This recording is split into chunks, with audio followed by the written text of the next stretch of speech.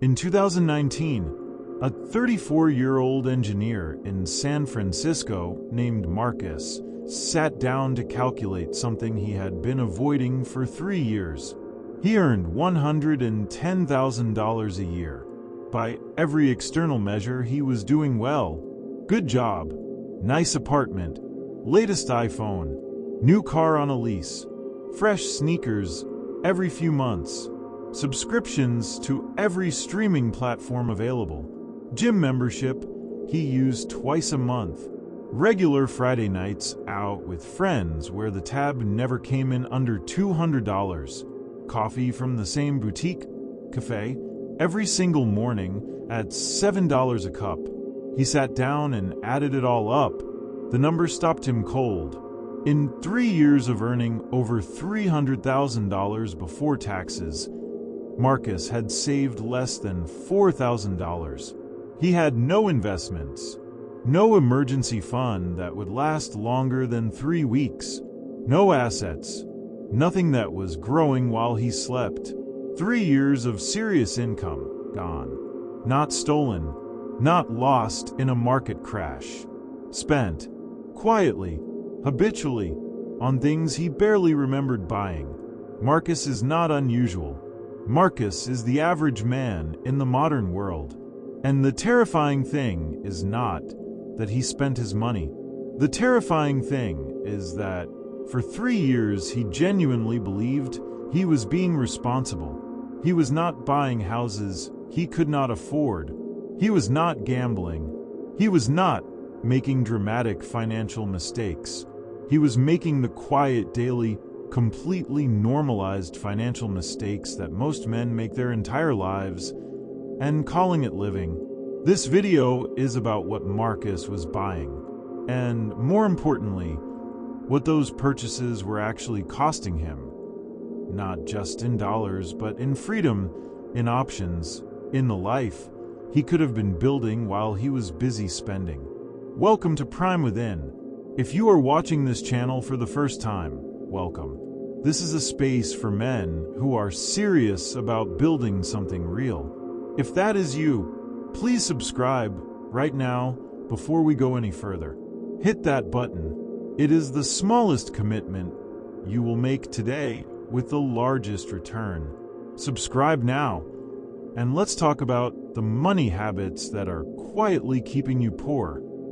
Ramit Sethi grew up in a middle-class Indian-American family in California, the son of parents who immigrated with very little and built stability through discipline and careful financial management. He graduated from Stanford with degrees in psychology and technology, and then did something that most Stanford graduates with finance knowledge do not do. He decided to teach ordinary people, not wealthy investors, not finance professionals, exactly how money actually works. His book, I Will Teach You to Be Rich, became a New York Times bestseller and has been updated and reissued because its core message has not aged a day. What makes Sethi different from every other personal finance voice is what he focuses on. He does not tell people to stop buying coffee. He does not build entire philosophies around penny pinching and deprivation. He makes a distinction that most financial advice completely misses: the distinction between what he calls big wins and small cuts. And his argument, backed by real data from working with hundreds of thousands of people, is that most men are torturing themselves over the wrong things while completely ignoring the purchases and patterns that are actually destroying their financial futures. But here is what Sethi's work reveals that goes even deeper than the numbers. The things men spend money on, the specific categories of purchase that drain wealth before it can accumulate, are not random. They are not accidents. They follow a pattern. And that pattern, once you see it clearly, tells you everything about the relationship between self-worth, external validation, and the money decisions most men make without ever examining the psychology behind them. The first category of purchase that is quietly keeping men poor is the one nobody wants to talk about because it is the most normalized spending habit in the male world. Status purchases disguised as necessities. The car that is 2 classes above what transportation requires. The watch that costs 4 months of savings. The shoes that announce a brand before they provide comfort. The apartment in the neighborhood that is just slightly beyond what the bank account justifies, chosen not for the space or the commute, but for the address. The bottle at the club that communicates success to strangers who will never remember you were there. Most men are so focused on reducing the money going out that they completely miss the investment that produces the highest return available to any person at any income level. The investment in buying back their own time. Sethi makes this point powerfully in I Will Teach You to Be Rich.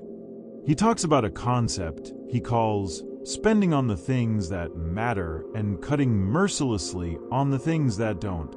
And one of the things that matters most, that most men scrimp on out of a misguided sense of financial responsibility, is any purchase that genuinely frees up their time for higher value activities.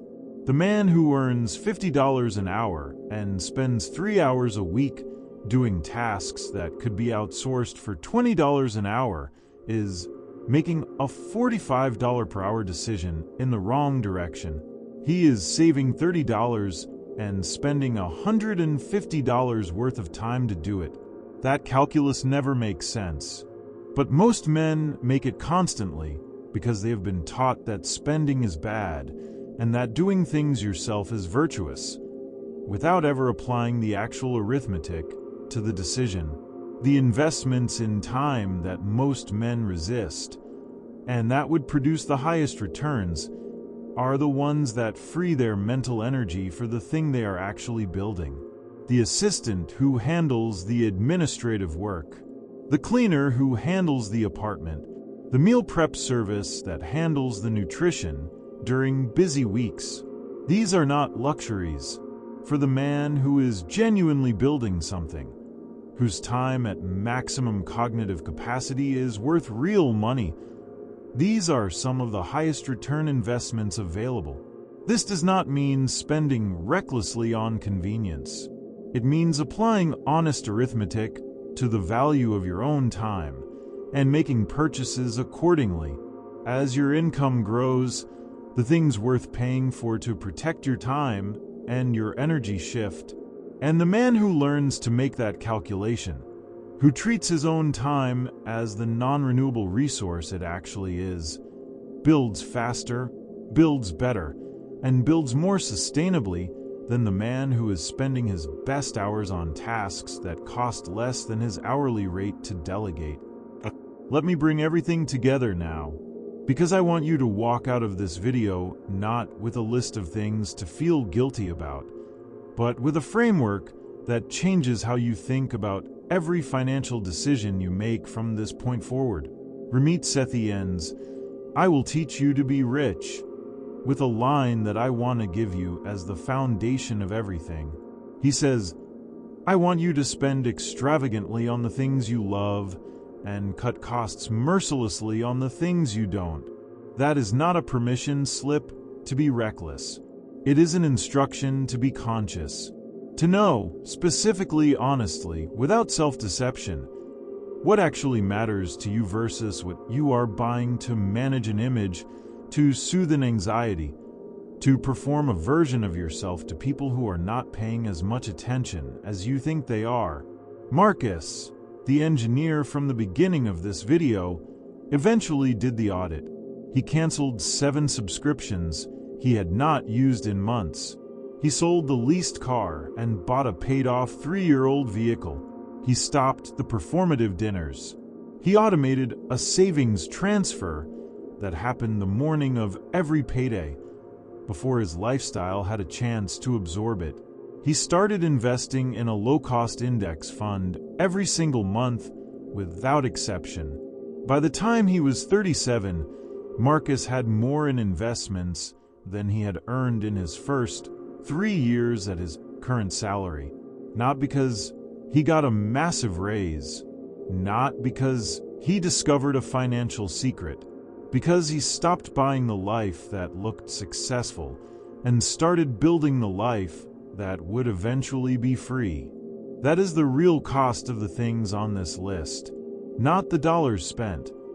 Although those matter, the cost is the years, the options, the specific, irreplaceable freedom of the man who has built enough financial ground beneath him that he does not have to do anything he does not choose to do. That freedom does not come from a purchase. It comes from the accumulated result of 1,000 conscious decisions not to purchase, made in the quiet, unglamorous, unsexy moments when nobody is watching and the object in front of you is genuinely available and genuinely appealing, and you choose anyway to ask, is this for me, or is this for an audience that will never know the difference? Ask that question every time, without exception, and watch what it builds. Before I let you go, if this video gave you something real today, please subscribe to Prime Within right now. Hit that notification bell. Share this with one man in your life who needs to hear it, because the honest conversation about money is one most people are too uncomfortable to have, and you might be the one who gives him the permission to start. Subscribe now. We will see you in the next one. Master yourself first. Build your legacy. Ramit Sethi calls these invisible scripts the unconscious beliefs about money and status that drive spending decisions before the conscious mind has a chance to evaluate them. He argues in I Will Teach You to Be Rich that most people have never examined why they spend on the things they spend on. They have simply absorbed from advertising, from culture, from the behavior of people around them, a set of assumptions about what a successful man looks like. And they spend accordingly, not to feel good, not because the thing genuinely enriches their life, but to perform a version of success to an audience that is largely not paying attention. Here is the number that should stop you completely. The average car payment in the United States in 2024 was $735 per month for a new vehicle. $735. Invested instead at a 7% average annual return over 20 years, which is a conservative estimate of market returns. That monthly amount compounds to over $450,000. Not from high income, not from a business, from redirecting the money that was being spent on a vehicle that costs 3 times what transportation requires. That is not a small number. That is a life-altering number. And it is sitting right now inside the spending habit that most men have been told is normal. The solution Sethi offers is not to stop spending. It is to spend consciously, to look at every significant purchase and ask one question. Does this thing genuinely enrich my life, or am I buying it to perform something to someone else? That question, asked honestly and consistently, will reveal that a significant portion of what most men spend their money on is not actually for them. It is for an audience, an imaginary audience of people whose opinion of them they are managing at the cost of their actual financial freedom.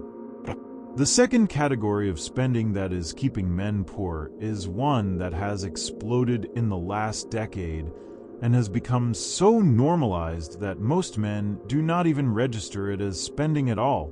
Subscription creep. Ramit Sethi dedicates specific attention to this in his work because the psychology behind it is both fascinating and devastating. The human brain is poorly equipped to track recurring small amounts. We feel the pain of a large purchase acutely. Buying something for $500 creates a noticeable emotional response. But paying $8 a month for something we use twice a year creates almost no emotional response at all, even though 12 years of that $8 invested instead would produce a meaningful sum. The average American now has approximately $219 in monthly subscription charges. Most people, when asked, estimate their subscriptions at around $80. The gap between what people think they are spending on subscriptions and what they are actually spending is not a small error in estimation. It is nearly $140 a month of invisible spending, money leaving the account so quietly and so regularly that the brain has categorized it as background noise rather than a financial decision. Think about your own situation right now, not in the abstract. Specifically, how many streaming services are you paying for? How many apps have a monthly charge you have not used in 6 months? How many gym memberships, software subscriptions, premium accounts, monthly boxes, or services on auto-renewal are pulling money from your account without you actively choosing to spend it this month? Sethi's solution for subscription creep is what he calls the subscription audit, a quarterly practice of going through every single recurring charge on your accounts and making an active decision about each one, not a passive, "Yeah, I probably still use that," an active decision. "Yes, this adds genuine value to my life," or "No, this is money that could be working for me." The average man who does this exercise for the first time cuts between $60 and $100 a month from subscriptions he was not using. That is not a life-changing number on its own. But it is not just about the money, it is about the habit of consciousness. The habit of knowing exactly where your money is going and why. That habit, developed around subscriptions, spreads to every other financial decision you make. And a man who is conscious about every financial decision he makes is building the foundation of genuine wealth, not through high income, not through investment genius, but through the relentless practice of knowing and choosing. Before we go any further, if what we are talking about today is landing somewhere real for you, I want to pause and ask you to subscribe to Prime Within right now. Hit that subscribe button. Hit the bell, because this is the kind of content we create every single week. Not motivation, not surface-level advice, but the real, specific, nobody else will say this truth about what it takes to build a genuinely excellent life. Subscribe now, and let's keep going. The third thing men are buying that is keeping them poor is the one that is going to generate the most resistance when I name it. Because this one is not just a financial habit. It is a psychological pattern that connects directly to everything we talk about on this channel: confidence, self-worth, the need for external validation. Men are spending enormous amounts of money trying to buy attraction. Not explicitly, not consciously, but the pattern is there, and once you see it, you cannot unsee it. The luxury car bought, or least not, because it provides superior transportation, but because of how it might make a woman feel about him. The expensive dinners early in a connection, before any genuine relationship has been established, not from generosity, but from the anxious belief that his value must be demonstrated through spending. The designer clothes purchased, not because he genuinely loves fashion, but because he believes the brand communicates something about him that his own presence does not. Ramit Sethi does not address this in exactly these terms. His focus is financial rather than psychological. But the underlying mechanism he identifies throughout, "I will teach you to be rich," is the same. He calls it spending to feel rather than to have. The purchase is not primarily about the object being bought. It is about the feeling the purchase is expected to produce. a feeling of being worthy, of being enough, of being the kind of man that other people recognize and respect. And here is the brutal financial reality of spending to feel. The feeling does not last. It cannot last. It is chemically impossible for it to last. The dopamine spike produced by a purchase has a half-life measured in hours. By the following week, the car is just a car. The watch is just a watch. The dinner is forgotten. And the emotional need that the purchase was trying to address is not only unmet, it is slightly more acute than before because the purchase has established a precedent. The brain now knows that spending is the solution to the feeling of not being enough, and so it will generate that feeling again faster to produce the solution again sooner. This is a dopamine loop dressed as financial management, and most men are in it without knowing it. The man who genuinely does not need external objects to communicate his value, who has built enough internal wealth in terms of self-respect, discipline, and genuine competence that his presence does not require announcement. That man makes completely different financial decisions. He buys what he needs and genuinely values.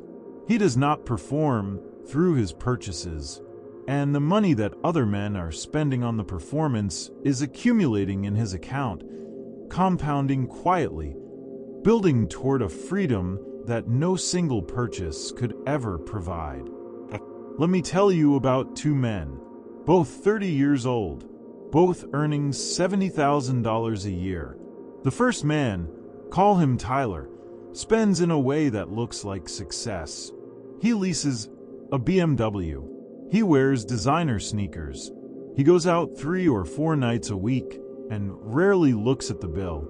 He has every streaming service. His phone is always the latest model. His apartment is in a trendy neighborhood that costs him 40% of his take-home. He posts regularly. His life looks, from the outside, exactly like what a successful 30-year-old man is supposed to look like. At 35, he will have less than $10,000 in savings. He will have no investments. He will be 5 years older with the same financial foundation he had at 30, which means he will have to keep working, keep performing, keep maintaining the appearance of a life he cannot actually afford for the rest of his working years. Because the machine requires constant feeding, and the moment the income stops, the appearance of success stops with it. The second man, call him Nathan, spends differently. He drives a 5-year-old Honda that is fully paid off. He cooks most of his meals. He has 2 streaming services and rotates them. His phone is 2 models old. His apartment is modest and in a less fashionable area. He saves and invests 30% of his income every single month, without exception. He spends generously on the specific things that genuinely matter to him. 1 international trip a year, books, quality training equipment. But he does not spend to perform. He does not spend to be seen. At 35, Nathan has invested over $100,000. He has an emergency fund that could sustain him for 8 months. He has the specific, irreplaceable freedom of knowing that if he lost his job tomorrow, he would not be in crisis. He would have options. He can take a risk on a business idea because his survival is not dependent on this month's paycheck. He can walk away from a bad employment situation because he has the financial ground to stand on while he finds something better. He can date without desperation because his self-worth is not contingent on what someone else thinks of his car or his apartment. Tyler looks like a successful man. Nathan is building one. The difference between them is not income. It is not intelligence. It is not opportunity. It is the specific daily cumulative result of the decisions each man makes about what his money is actually for. The fourth category is one that Ramit Sethi identifies as one of the most financially destructive habits in young men specifically, and it is one that has gotten significantly worse in the social media era. Lifestyle inflation. Lifestyle inflation is the phenomenon whereby every time income increases, spending increases by a proportionally similar or greater amount, leaving the net savings rate unchanged or actually declining despite higher earnings. The man who earned $40,000 and saved $2,000 a year earns $60,000 and saves $2,000 a year because the lifestyle adjusted upward to absorb the additional income before it had a chance to compound. Sethi's research shows that lifestyle inflation is not primarily driven by deliberate decisions. It is driven by the automatic adjustment of the brain's reference point for what is normal. When income increases, the things that previously felt like luxuries begin to feel like baseline. The occasional nice restaurant becomes the regular restaurant. The annual vacation becomes twice yearly. The one streaming service becomes four, not through conscious choices, through the gradual redefinition of normal that happens when more money is available without a corresponding increase in financial intentionality. The solution, Sethi argues, is what he calls automating your finances, specifically automating the saving and investing that happens before lifestyle can absorb the income. When a raise arrives, the first action is not to upgrade the lifestyle. It is to increase the automated transfer to savings and investments, to let the lifestyle remain exactly where it is for 6 months while the additional income builds a financial cushion. And then, and this is the part most financial advice misses, to consciously and deliberately spend some of the remaining increase on things that genuinely matter, not habitually, intentionally. The man who automates his financial future before his lifestyle has a chance to absorb his income is the man who builds wealth at any income level. He is the man who arrives at 45 with options that his peers, who earn the same money and spend it differently, simply do not have. He is the man who can retire early or change careers or start the business or take the risk, because his financial discipline in the years when nobody was watching built the runway that made those choices possible. This is the halfway point of this video, and I want to stop for a moment because this is important. If you have been watching this channel and you have not yet subscribed, please do it right now. Hit that subscribe button. We release content exactly like this every single week. Specific, honest, nobody else is saying this content for men who want to build something real. Your subscription is what allows this work to continue. Subscribe now, and let's get into the next part, because what comes next is the one nobody talks about. The fifth category of spending that keeps men poor is the most psychologically complex one on this list, and it is the one that connects most directly to the male identity. Spending on the appearance of expertise before developing the substance of it. In the digital age, there is an entire economy built around selling men the tools of a life they have not yet lived. The photography equipment bought before learning photography, the home gym assembled before establishing a training habit, the business course purchased before finishing the last business course, the productivity software subscribed to before the productivity problem has been honestly assessed, the expensive notebooks, the premium pens, the aesthetic workspace accessories, all purchased in the service of a version of a man that has not yet been built. Sethi identifies this pattern as what he calls the preparation trap.